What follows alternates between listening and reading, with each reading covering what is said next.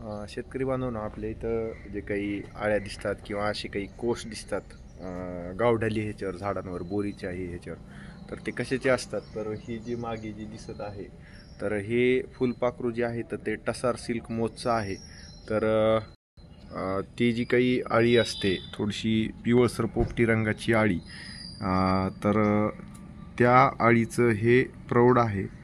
आणि याच्यापासूनच जे आहे ते म्हणजे ह्याच्यामध्ये नराचं आणि मादीचं मिलन झाल्याच्या नंतर जे आहे ते पुढं अंडी अवस्था आणि अंड्यातून निघालेली जी आहे ते आळी, ते टसार झाडावर मोठ्या प्रमाणामध्ये जे आहे ते निदर्शनास येतात.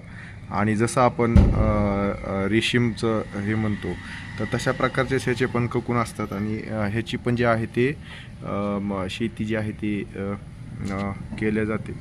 बघू शकता ह्याचे अँटिना वगैरे जे आहे ते फार म्हणजे इतर कीटकांपेक्षा हे वेगळे.